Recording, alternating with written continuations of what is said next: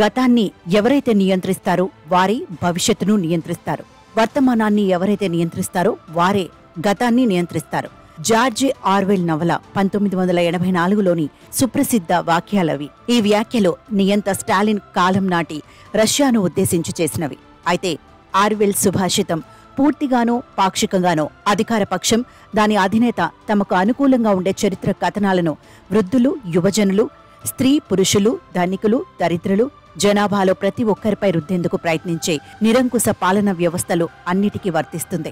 సాపేక్షంగా బహిరంగ సమాజంలో పాలకులకు ఆమోదయోగ్యమయ్యే ఏ ఒక్క తరహా చరిత్రను మొత్తం ప్రజలు అందరిపై రుద్దలేరు. ఉదాహరణకు అమెరికాలో రిపబ్లికన్లు అధికారంలో ఉన్నప్పుడు జాతి సంబంధాలు ఎలా ఉండేవో, ఎలా ఉండాలో అన్న విషయమై తమ దృక్పథాన్ని రుద్దటానికి ప్రయత్నించవచ్చు. అయితే జాతి సంబంధిత పరిణామాలను భిన్నంగా అర్థం చేసుకున్నవారు ఆ కథనాన్ని తీవ్రంగా వ్యతిరేకించటం, సవాల్ చేయడం తప్పక జరుగుతుంది. ఉదాహరణకు హిందూ ముస్లిం సంబంధాలపై స్వాభిప్రాయబద్ధమైన కథనాలను ప్రజలకు నివేదించేందుకు మోదీ ప్రభుత్వం తన శక్తి యుక్తులు, వనరులు సమస్తాన్ని సంపూర్ణంగా ఉపయోగించుకుంది. నవ భారతదేశ నిర్మాణానికి ప్రథమ ప్రధానమంత్రి జవహర్లాల్ నెహ్రూ చేసిన అనుపమేయమైన కృషిని, ఆయన అనితర సాధ్యమైన సేవలను తక్కువ చేసేందుకు కూడా మోదీ సర్కార్ చాలా శ్రద్ధగా నిరంతరం పనిచేసింది. అయినప్పటికీ ప్రభుత్వ వైఖరిని అంగీకరించని, నిర్ద్వంద్వంగా తిరస్కరించే వెబ్సైట్లు, ప్రచురణ సంస్థలు, యూట్యూబ్ ఛానల్స్, వార్తాపత్రికలు ఎన్నో ఉన్నాయి. ఆ చారిత్రక అంశాలను భిన్నంగా అవగాహన చేసుకున్నవారు ప్రభుత్వ వాదనలను తీవ్రంగా ఖండిస్తున్నారు. తమ అభిప్రాయాలను స్వేచ్ఛగా వెల్లడిస్తున్నారు. ఈ స్వతంత్ర ఆలోచనాశీలులను అదుపు చేసే లక్ష్యంతోనే మోదీ ప్రభుత్వం ఒక కొత్త బ్రాడ్కాస్టింగ్ బిల్లును తీసుకురావడానికి ప్రయత్నిస్తోంది.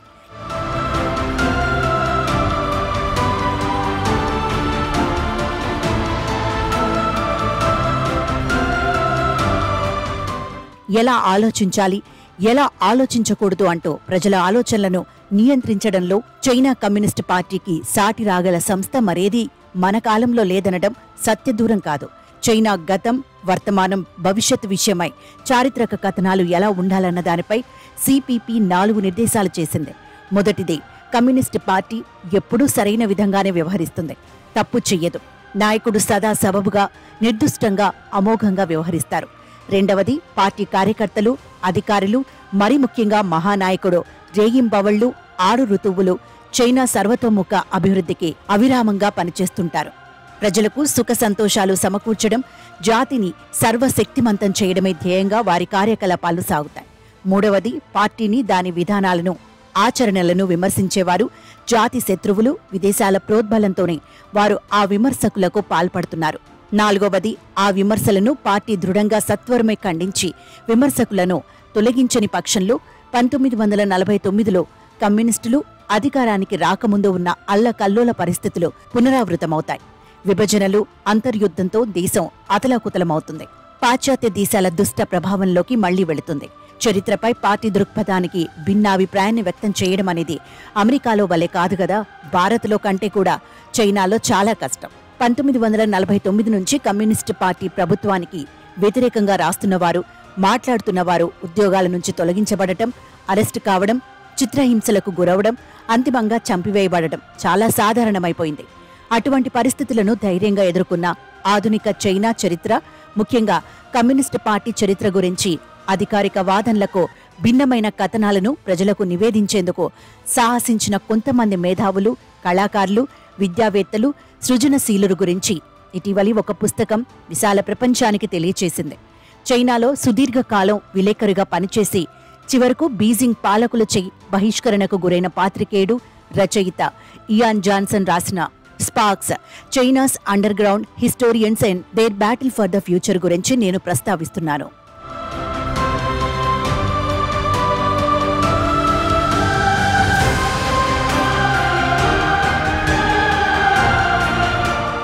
మనస్తత్వంలో చంచల స్వభావం, హంతక ప్రవృత్తి మిళితమై ఉన్న విలక్షణ నాయకుడు మావో.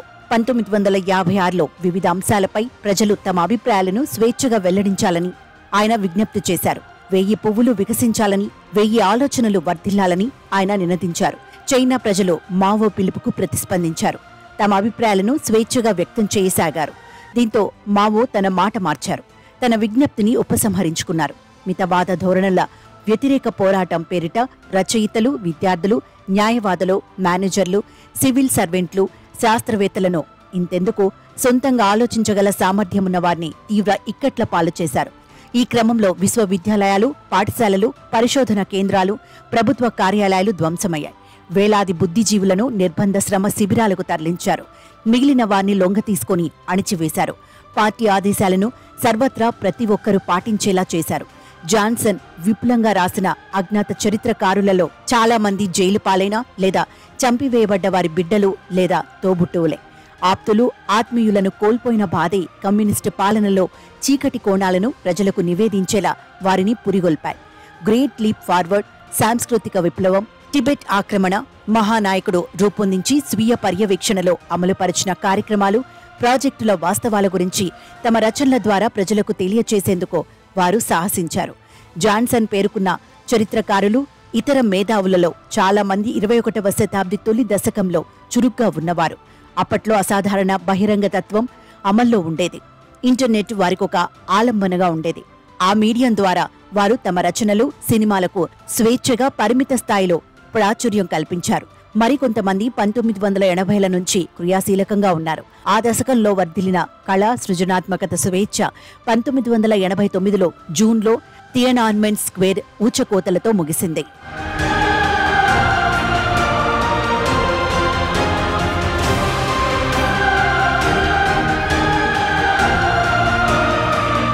రెండు 2012లో జిన్పింగ్ అధికారంలోకి వచ్చిన తర్వాత ఈ స్వతంత్ర చరిత్రకారుల మేధోకృషికి పరిస్థితులు మరింత ప్రతికూలమయ్యాయి. జిన్పింగ్ అధికారానికి వచ్చిన తొలి రోజులలోనే చైనా కమ్యూనిస్టు పార్టీ చరిత్రను సాధ్యమైనంతగా ఒక మహోజ్వల గాథగా ప్రజలకు నివేదించేందుకు ఒక కార్యక్రమాన్ని ప్రారంభించి లక్ష్య నిర్దేశం చేశారు. ఇందుకు చాలా పెద్ద సంఖ్యలో చరిత్రకారులను వినియోగించారు. కమ్యూనిస్టు పార్టీ మహా విజయాలు, అద్వితీయ సాఫల్యాలను సువర్ణాక్షరాలతో లిఖించాలని వారిని ఆదేశించారు. మావో కాలంలో వలె జిన్పింగ్ హయాంలో కూడా స్వతంత్ర మేధావుల కష్టాలు మిక్కుటమయ్యాయి. అయినప్పటికీ కొంతమంది మేధావులు ఆ పరిస్థితులకు ధైర్య సాహసాలతో ఎదురీదారు. జాన్సన్ ఇలా రాశారు: నిజమేమిటంటే చైనా స్వతంత్ర చింతన సజీవంగా ఉంది. అది ఎప్పుడూ నామరూపాలు లేకుండా పోలేదు. కమ్యూనిస్టు పార్టీయే ఎల్లప్పుడూ గెలవలేదు అనే సత్యాన్ని కొంతమంది రచయితలు, జర్నలిస్టులు, కళాకారులు, సినిమా స్రష్టలు ప్రజలకు చెప్పడాన్ని కొనసాగిస్తారు. జాన్సన్ నిప్పు కణాలు నన్ను అప్రతిభుణ్ణి చేశాయి. ఆ స్వతంత్ర చరిత్రకారుల నైతిక స్థైర్యం, భౌతిక ధైర్యమే కాదు, వారి మేధా స్పష్టత కూడా నన్ను ఆశ్చర్యపరిచింది. కమ్యూనిస్టు చైనాలో చరిత్ర రచన, బోధన గురించి జియాంగ్ జుయే అనే రచయిత్రి ఏమన్నారో చూడండి. మావో మన చరిత్రను పునర్లిఖించాలని అన్నారు. అయితే చరిత్ర సంభవించింది. తిరిగి రాయడానికి అదొక నవల కాదు. దానినెలా మీరు తిరిగి రాయగలరు? ధర్మాధర్మ విచక్షణ ఉన్నవారెవరైనా సరే తిరగ రాసిన చరిత్రను తిరస్కరించి తీరుతారు. జూంగ్ షెహో అనే పాత్రికేయుడు ఇలా అన్నాడు: ఏదైనా ఒక అపకారం ప్రజలకు జరగడాన్ని చూసినప్పుడు నిజంగా ఆగ్రహం చెందే వ్యక్తులలో నేను ఒకరిని. తత్కారణంగా ఆ యథార్థ ఘటనల గురించి మాట్లాడాలి కనుక నేను భిన్న దృక్పథంతో రాస్తున్నాను. విద్యావేత్త అయిన చెన్ హింగియో ఇలా ఎత్తిపొడిచారు: మన కాలం రాజకీయాలు గుడ్డివాళ్లను ముందుకు తీసుకువెళుతున్న ఉన్మాదుల తరహా వ్యక్తులవి కావు. మళ్లీ జియాంగ్ జుయే వద్దకు వెళదాం. ప్రత్యామ్నాయ రీతిలో నీవు చేస్తున్న చరిత్ర రచనా కృషి వ్యర్థమైనది, అసంగతమైనది. కమ్యూనిస్టు చైనా లాంటి నిరంకుశ పాలన వ్యవస్థ ఉన్న సమాజంలో ఆ చరిత్ర ఎటువంటి ప్రభావాన్ని చూపలేదు అన్న తన స్నేహితురాలి ఆక్షేపణకు జుయే ఇలా ప్రతిస్పందించారు: నేను విభేదిస్తున్నాను. భిన్న దృక్పథంతో రాయడానికి ప్రయత్నిస్తే అది ప్రాధాన్యం పొందుతుంది. ఒక విపరీత సమాజంలో ఒక మామూలు వ్యక్తిగా నేను ఉండదలిచాను. సత్యసమ్మతమైన విషయాలను నేను చెప్పదలుచుకున్నాను. నా హృదయంలోని ఘోషలను వ్యక్తం చెయ్యాలన్నదే నా ఆరాటం.